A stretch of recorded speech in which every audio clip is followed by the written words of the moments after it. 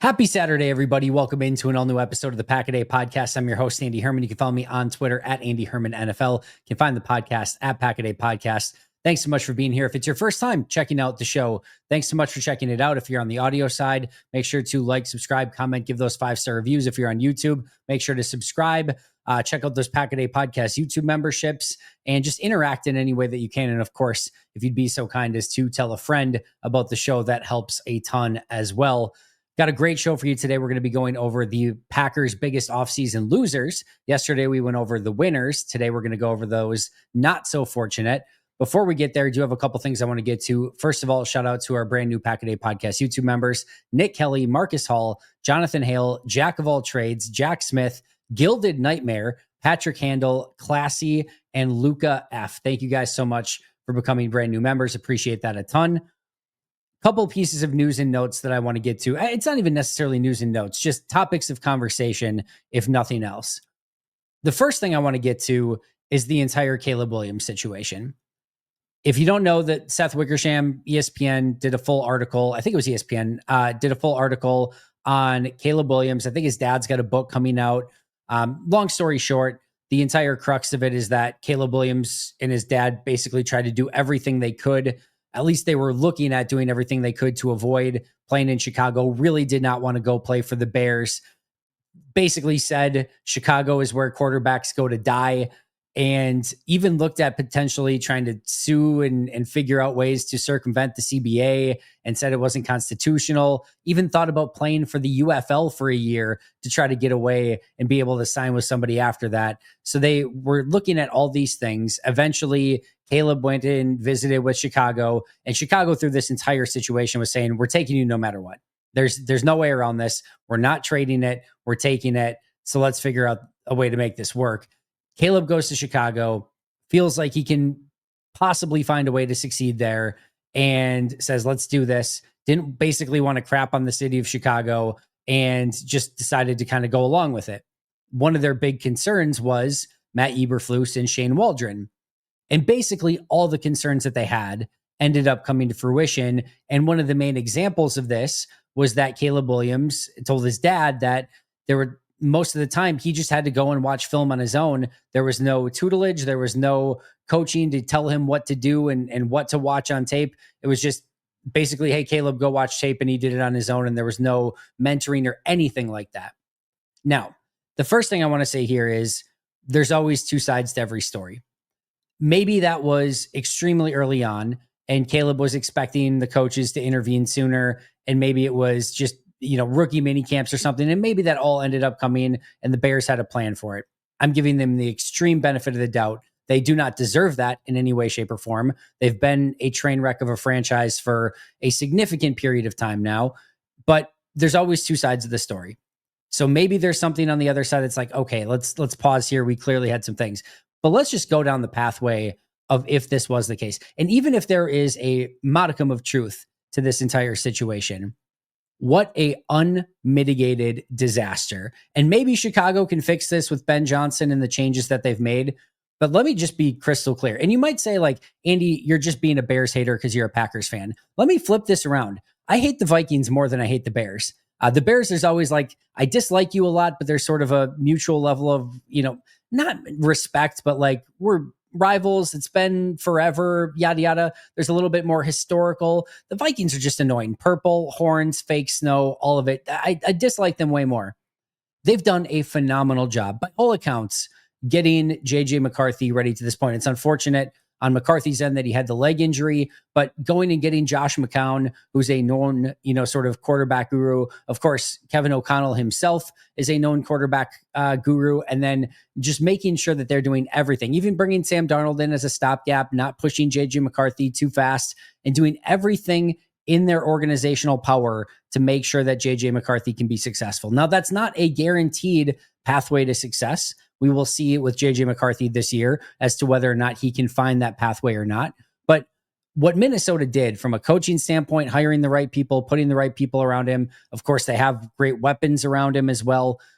They are setting him up for success, and they're doing everything in their franchise's power to try to make it so that JJ McCarthy can be successful. So much so that by all accounts, it seems like Aaron Rodgers wanted to play for Minnesota. They could have probably hit maybe an easier button and said, let's bring in Aaron for a year. Let's let JJ sit another year. And I said, no, we're not going to do that. We think that might be detrimental to JJ. And their entire organization is built right now on making JJ McCarthy successful, which is 1,000,000% what the Chicago Bears should have been a season ago. And this is where I want to be crystal clear. If there was even an ounce of truth to that, which there probably was, it is so unbelievably embarrassing.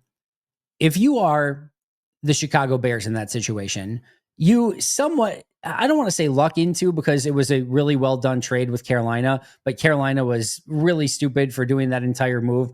They sort of luck into, but also, again, worked their way into getting that pick from Carolina. They get the number 1 overall pick, and they get what, by all accounts, was a generational quarterback. For those who don't know, I had him ranked as the highest rated quarterback that I've ever graded, and I might just end up taking the L on that. One of the reasons I didn't want him to go there is because I thought they could Bears this up and make it so that he was unsuccessful despite all the talent. We'll see. I'm certainly not writing the story of Caleb Williams just based off of that 1 year. He's got a lot of time left, but it did not trend in the right direction in year 1. And in large part, I think that's due to the scenario that he was put in. It was a really poor scenario. Shane Waldron doesn't even make it through the year. Eberflus, it's awful. And for the entire organization, from ownership to GM to coach to offensive coordinator to quarterbacks coach to players to teammates to veterans to everyone, the Chicago Bears in 2024 should have had a one-track mind, one vision, one goal, one everything. And that was Caleb Williams. Just make him successful. Playoffs don't matter. Winning, this is the nightmare scenario you end up with, because winning mattered to Eberflus, because if he didn't, he was going to get canned, right? And he ends up getting canned anyway. But if you could point to significant growth for Caleb Williams, that's going to give you a better shot. But that entire organization's one goal should have simply been, let's get Caleb off on the right foot. Let's make him successful. Let's do everything we can to put him in a position to succeed. So if there's even a small level of truth to that he was not getting the mentorship that he needed to be successful at an NFL level, what a just train wreck of a franchise. And again, maybe they've corrected it this offseason. We'll see. But guess what? The GM's still there. The GM should have known. And I know it's like, the coaches have to coach, the GMs do their stuff. Everyone in that organization should have had check-in points with Caleb to see how that stuff was going, because that is all that mattered for the Bears in 2024. Nothing else. As an organization, that should have been a 100% focus on that guy. Because if you get that right, and if you get Caleb Williams to play at the level that he's capable of playing at, that's just a Josh Allen, Patrick Mahomes, or maybe a slightly tier below that, but you're in that echelon. You're basically a playoff team every single year, and you have a puncher's chance at a Super Bowl because you have a quarterback that good if he reached his ceiling. And I'm not saying in year 1, but I'm saying over time. So everything that organization should have been doing should have revolved around that dude, and it very clearly did not. And that is embarrassing for the Bears. No pun intended with embarrassing. But I am interested to see what happens now. Hopefully for the NFL's sake, that 1 year of disaster did not affect Caleb too much. From a Packers standpoint, I'm not exactly cheering for him to be the greatest quarterback in the world. Let's just put it that way. But I do think from an NFL standpoint, if just as a pure NFL fan, you want really great players to be really great. And again, the Bears could easily still Bears this up, and we'll see. Again, it's always this tough dynamic. As a Packers fan, I'm like, he can continue to struggle, and that's fine. As an NFL fan, I want to see him be successful. But we'll see what ends up happening. And it's going to be a very interesting dynamic with Ben Johnson coming over. And for the Bears in 2025, now their entire goal should be making sure that dude is successful and correcting the wrongs from a season ago. And if that is true, by the way, everyone involved there, Shane Waldron and Matt Eberflus, and those, Shane Waldron should never get a quarterback's coach or an offensive coordinator job again, period. And Matt Eberflus should never be a head coach of a team again. You can move him back to defensive coordinator maybe, but never should get that opportunity again. I mean, just absolutely embarrassing stuff. All right, enough about that. I know it's a Packers podcast, but the Bears are adjacent, right? Keep your friends close, keep your enemies closer. We keep an eye on the Bears just to kind of see what's going on, and that's a very embarrassing story for Chicago. All right, the other one is that the NFL is going to relook at the playoff seeding. For the life of me, and again, this might be our second time in a couple of days this week of people being happy that I'm not the NFL commissioner here or the rules maker. I cannot for the life of me understand why anybody, and I mean anybody, is opposed to seeding the teams based off of record 1 through 7. And then what they're also looking at is reseeding it by round. So for example, if the number 7 seed wins in the opening round, they would then go to the number 1 seed rather than, the one getting the 4 or 5 or whatever, just making it so that the 1 seed gets the easier of the teams. I cannot for the life of me understand why any of this would be controversial and has not already passed and should be completely unanimous all the way across the board, from fans to owners to players to everyone. I just don't understand. And I don't think there's a single thing anyone could possibly do to convince me otherwise as to why this is the case. And I know what you're going to say immediately. Andy, divisions matter. If you want a home game, win your division. Why should you get a home game? I am all for, first of all, a couple things. The divisions are important for one main reason, right? Rivalries.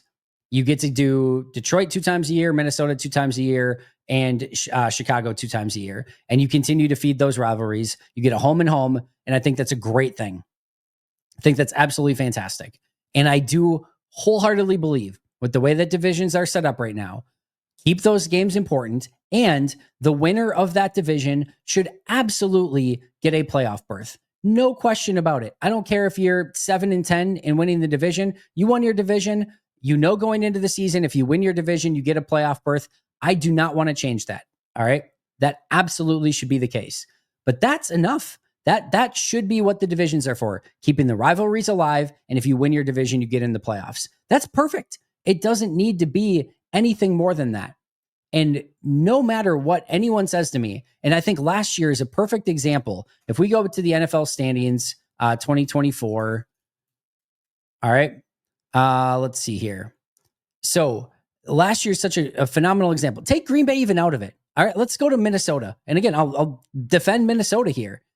There is zero reason, and I mean zero reason, in which the 10-7 Tampa Bay Buccaneers should have a better playoff seed. And same thing with the 10-7 Los Angeles Rams, that either of those teams should have a better playoff seed than the 12-5 Washington Commanders or the 14-3 Minnesota Vikings, or even, yes, the 11-6 Green Bay Packers. That's what you would have had the exact same playoff teams last year. The Buccaneers and the Rams winning their divisions, the Lions and Eagles winning the division, with the Commanders, Packers, and Vikings making the playoffs. Would have been the same exact playoff teams, but Detroit would have been the 1, Philly would have been the 2, and then Minnesota's the 3, Washington is the 4, Green Bay is the 5, and then Tampa as the 6 and the Rams as the 7, or those two might be swapped at the end, but you get my point. That's what it should have been. And I cannot fathom any argument in which a Tampa Bay Buccaneers team that went 10-7 in a much worse division, why they would get a better seed over a 14-3 Minnesota team who had a much more difficult division. Why would we ever reward that Tampa Bay team with a home team and not give it to the Vikings in that scenario? It makes zero sense whatsoever. So I could not be a bigger proponent of this. And if the 7 seed, whether it was the Rams or the Buccaneers in that scenario, does win their first game against the 2 seed, then yes, the 1 seed would get the 7 seed and they should get the easiest opponent of that. You should be rewarding the team that finished first. All of this is like the most easy, obvious thing in the world to me. I can't, you guys know me well enough. For those of you who've been here before, you guys know me well enough where my biggest thing usually is to lay out both sides of the coin, right? Here's what I see. Here's what I think. Here's what other people could think. And here's, some of the other side. And then here you can kind of decide for yourself, or at least in most situations, I try to do that when possible, right? Or at worst, even if I do wholeheartedly believe one point, I will give you the devil's advocate. Even if I don't believe it, I'll try. I cannot find a single reason as to why you would possibly say, yeah, Tampa, well, they won their division. But why does that? They won a worse division. They won a worse division at 10-7. Minnesota had a harder division at 14-3. Who cares that they were second? They were a much better team in a much harder division with a much better record than Tampa was. Why are we rewarding Tampa or LA in that scenario? Makes zero sense to me. I vehemently stand with this potential rule change, hope that it goes through, and I think it makes it much more fair for everyone. So use the exact same criteria that you have right now for deciding who gets in the playoffs. It's a perfect criteria right now. Your 4 division winners, 3 wildcard teams, but then make sure that you are seeding them based off the record and then reseed them round by round.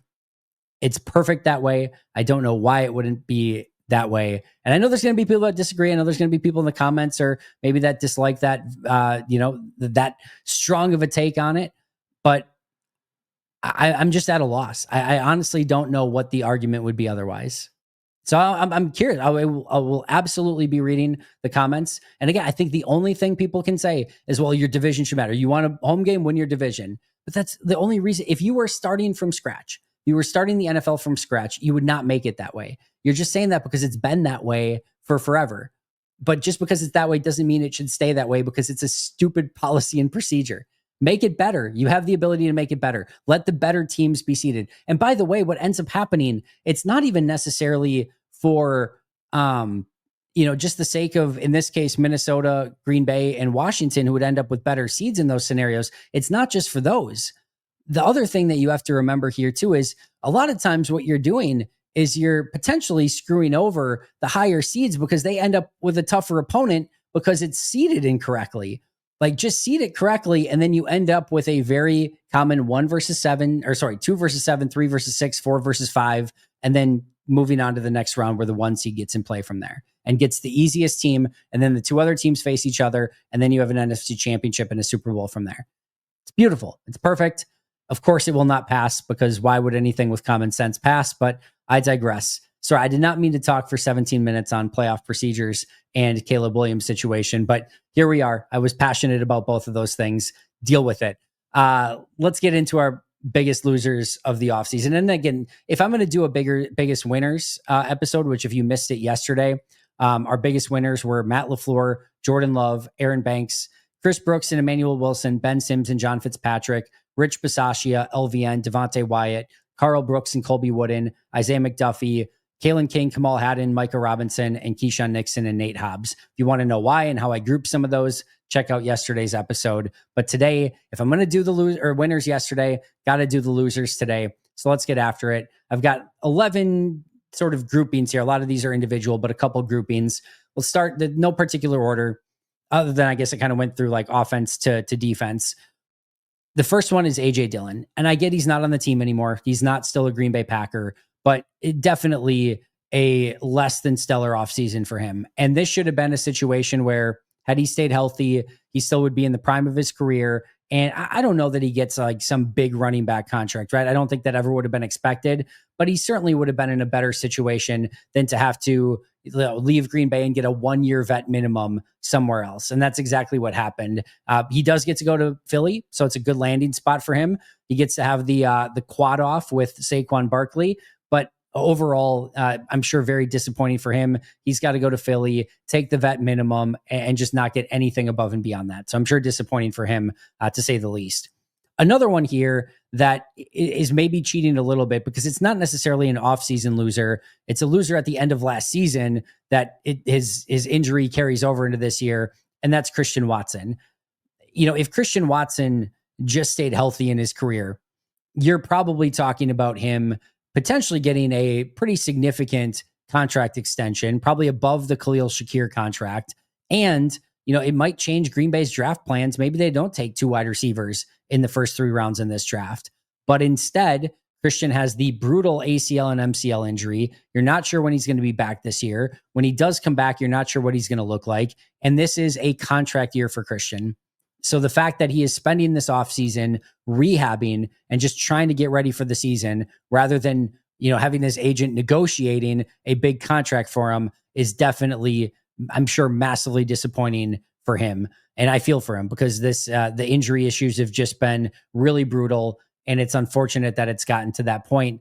But this should have been a really big offseason for Christian, again, from a potential contract extension standpoint. And it is clearly not going to be that. And now he's just going to have to hope that he gets back in enough time where he can prove himself to try to get a big contract next offseason. So I'm sure very, very disappointing for him. The next one is Romeo Doubs.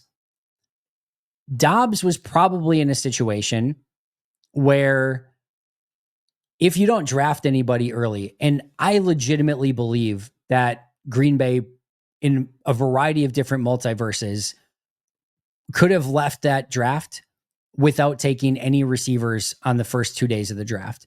I think there was a real possibility that if things just go slightly different, if Golden's not there in the first, and if Savion goes a little bit earlier, there's a good chance that they don't take wide receivers in the first day, and it goes a completely different version of the draft. And maybe they take somebody, round 4, round 5, something like that, maybe a Torrey Horton or someone like that.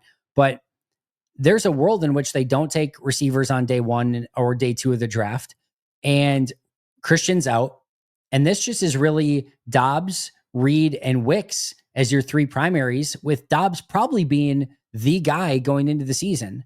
Now, Doubs is going to have a lot of opportunities still, and I still think he's got that connection with Jordan. But now there's just a ton of mouths to feed with getting a guy in the first and the third, Wicks coming back, Reed coming back, Doubs at the 1. Eventually, Watson's going to come back. Plus, you've got Musgrave, Tucker Kraft, Josh Jacobs, Marshawn Lloyd. There's just a ton of mouths to feed, specifically in the wide receiver room, but all throughout the roster. And if it goes a little bit differently, Doubs has a lot of opportunity to get a lot of targets. Now he's going to have to fight for those a little bit more. Still a lot in front of him. I think there's still a lot that he can do to have a huge season and make a ton of money this offseason, either from Green Bay or somebody else. But now he's going to have to fight tooth and nail for every single target, every single snap. And that's a good thing from a Packers standpoint. But for Doubs, probably would have been a whole heck of a lot easier had there not been 2 wide receivers in the first and third rounds. And he's going to want to have a massive season because he is in the contract year right now, and he wants to get that big contract in this offseason. Next up, we're sticking at wide receiver, Malik Heath, McCole Hardman, and Bo Melton. All 3 of those are probably fighting for, 2 roster spots if they don't take a wide receiver in the draft, right? Even if they do take one like 6th or 7th round, now it's those 3 and like the 6th or 7th round guy fighting for 2 spots. But they all would have had a much better chance. Now, there's a world in which none of these guys make the 53. You could easily go with Golden, Doubs, Reed, Wicks, and Savion Williams as your 5, knowing that you can cut these 3 and probably at least get one of the guys back in the practice squad, if not 2. And you probably feel pretty good about that. And even more so, even if one of these guys does make the team, what happens when Christian Watson comes back? They easily could be out the door at that point. So you went from these, like McCole Hardman, for example, he's probably signing with Green Bay thinking, oh, I've got a really great chance to make this team. Now he's in a death match with Bo Melton and Malik Heath for the number 6 spot. Those 3 are potentially fighting for, at best, 1 spot at the back. Now, injuries could happen and whatever, but if everything stays as is and is status quo and there's no major injuries, these 3 are at best fighting for 1 spot. And it's possible none of them make it. That is a massive change. And the fact that Green Bay went out and got 2 guys in the first 3 rounds made it insanely difficult for those 3, and definitely made it a very tough proposition for them to try to make the team. One of them probably does, but they went from, at least 50% chance of making the team to at best, a 33% chance of making the team. All right. Josh Myers is another one. Again, I know he's not on the team anymore. He's not a Packer now, but this is a player that we heard over and over and over. This is the best we've seen Josh Myers. This is the best Josh Myers that we've seen. He is playing his best football of his career. You're thinking the first thing is he had that injury, right? And you're thinking, oh, he had a catastrophic injury right before the free agency, and that's brutal for him. But then it came back that he was actually fine, and like it was not a major injury. And you're thinking, oh, good for him. He's still going to get something on the open market. Except he didn't. Not only did he not get any sort of significant contract, he got a 1-year, $3 million deal, but there's no guarantee. In fact, if you look at that Jets offensive line right now, Josh Myers is not expected to be a starter on that offensive line. Their interior offensive line is Joe Tippmann, a second rounder from 2023 at center, Elijah Vera Tucker, a first rounder from 2021 at guard, and then John Simpson, who they give a big contract to last year at the other one. And then Olu Fashanu and their first round pick this year, Ahmad Membu, as their outside tackles. Josh Myers is at best their sixth offensive lineman right now. So not only did he not get paid, he didn't even get a starting job. Like, he is a swing interior offensive lineman at 1 year, $3 million. That is a huge downgrade from basically unquestioned 4-year starter in Green Bay to not finding a single team that was willing to give him more than $3 million and or an opportunity at a starting job. A brutal offseason for Josh Myers and a pretty big fall. And to not to be rude to Josh or anything like that, but I felt at times like I've told this story before. I've had Josh Myers as like my lowest graded offensive player for 3 seasons now, or at least either lowest or second lowest. And I kept hearing from the Packers, from like so many people, from Goody and Matt and Steno and everyone, Josh is playing the best football of his career and he looks really good and we're so happy with him. And to the point where I thought, I'm like, all right, I just clearly have this wrong. And I went back and rewatched everything of Josh's. This was probably midway through, I think it was last year, or midway through. And I'm like, I'm going to go back and I'm going to rewatch every play of Josh's. I'm going to see what I'm missing.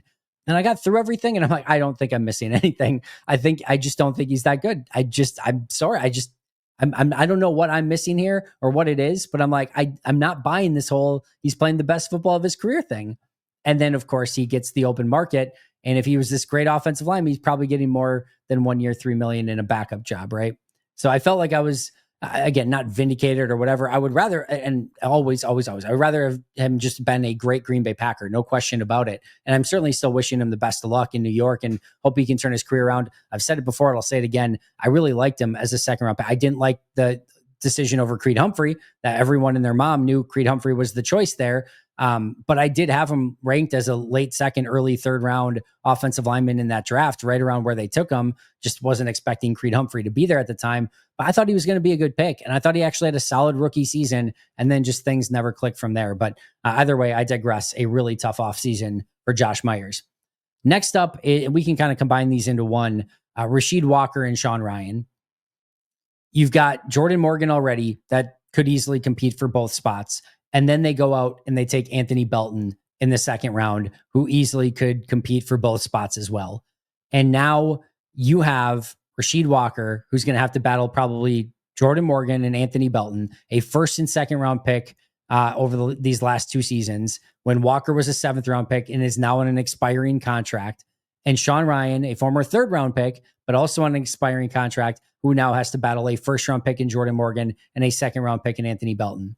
And the truth is, if all things are equal, the Packers are probably going to prefer Jordan Morgan as the younger up-and-coming player that's under team control next year. And they're probably going to prefer Anthony Belton, the younger up-and-coming player who's under team control for the foreseeable future. That's the direction that they're going to want to go in if all things are equal.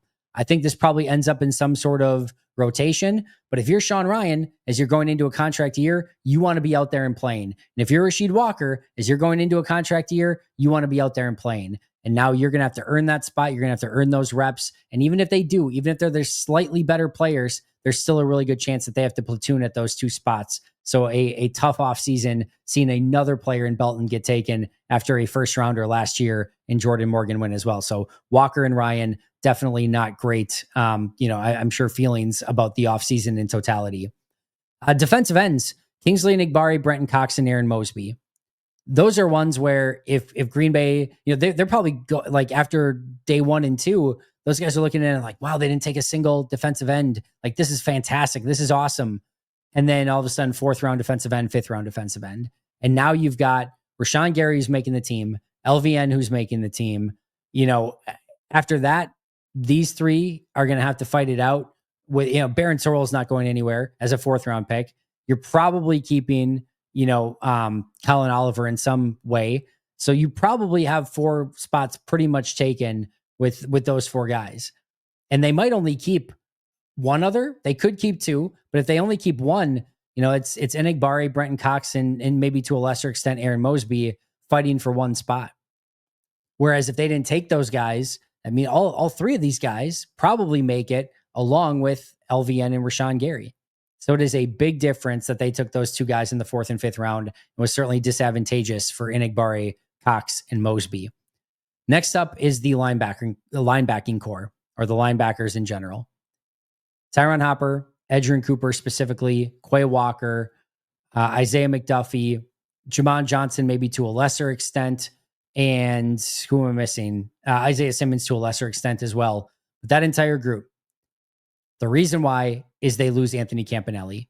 I thought Campanelli did such an unbelievable job with Edgerrin Cooper. Thought he did a nice job with Quay Walker. Tough to say where things were at with Tyron Hopper, but the big one was Cooper. And I thought, McDuffie was playing good football so much so that they re-signed him. But I thought he was showing that he was maybe the best linebackers coach in the NFL, or at least in that conversation. And now you lose him as a defensive coordinator to Jacksonville. So I'm not saying any of them are in worse spots today, but they lose out on, I think, having one of the best linebacker coaches in all of football. That's nothing against Duggan or what he can bring to the table, but I do think there's a loss there with Campanelli leaving the team. Number 10, or the next one on the list, Jair Alexander. Don't need to go into it. It's just been, I'm sure, a very painful offseason for him. I'm sure he would either like to be traded or cut or whatever, just brought back and just have this saga be done with. It seems like Jair and Green Bay are actually on fairly amicable terms at the moment, where it's not this, just finger pointing and vitriol and anger and frustration and everything. Seems like they're in a pretty decent spot overall, all things considered, but I'm sure Ja would love this entire saga behind him. And right now it's still ongoing as I'm recording this, and we have no more clarity on it. I don't think Jair probably has any more clarity on it at the moment, and I'm sure that's been extremely frustrating for him. And then last but not least is Javon Bullard. Javon's in a tough spot just because Evan Williams was the superior safety to him as a rookie, and it really looks like Xavier McKinney and Evan Williams are just going to be the two starters for the foreseeable future. But Bullard can play in the slot. They did that a lot last year, and it looked like he sort of earned that spot up until they bring in Nate Hobbs this offseason. And now it's like, oh, now what happens? If Jair is back, you're probably seeing a lot of Jair and Nixon on the outside with Hobbs in the slot. And now Javon's probably got to be the backup in the slot and the backup at safety, and it could really limit the amount of snaps that he gets on the field. Now, they're going to play some big nickel with Bullard in the nickel no matter what. That will happen.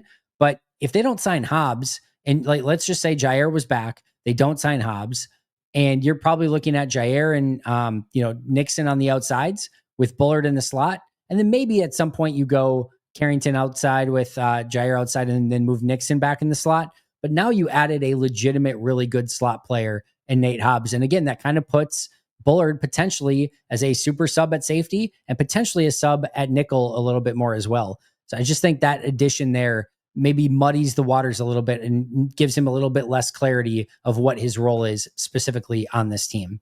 That's it. That's my list. These are the biggest losers of the offseason for Green Bay. And some of these are TBD, right? Like Romeo Doubs can go still out, have an amazing year for Green Bay and just, dominate. One of those three wide receivers of Keith, Hardman, Melton are, still have the opportunity to make the team. Watson has the ability to come back and still have a great end of the season. Walker and Ryan could still earn starting jobs. So this isn't written in stone right now, but it definitely was more disadvantageous than advantageous this offseason. That is for A.J. Dillon, Christian Watson, Romeo Doubs, Malik Heath, McCole Hardman, and Bo Melton, Josh Myers, Rasheed Walker, Sean Ryan, Enigbare, Cox, and Mosby, the linebackers because of the loss of Campanelli, Jair Alexander, and Javon Bullard. That's going to do it for me today. Thank you so much for joining me. Be right back here tomorrow with an all-new episode. Shout out our All-Pro and Hall of Fame members, Most Hated Minnesotan, PJ Wayne, John Wild, Brandon Paletta, Boom Handle, Donald Lee, Lori Lord, Baby QB, David McCluskey, Donald Decker, Alex Wong, Peter Ritaka, Jay Zimmerman, B. Brown, Puerto Rican Packer, Dan Gesfer, Dylan Patscott, SoCal Pack, Chris Rager, Izzy Roberts, Ian Ewing, Jake Koner, Carlo Delgado, Willie Winkle-Single, Jen Wright, Ian Hewell, and Matt Geiger. Until next time, and as always, friends, go Pack Go.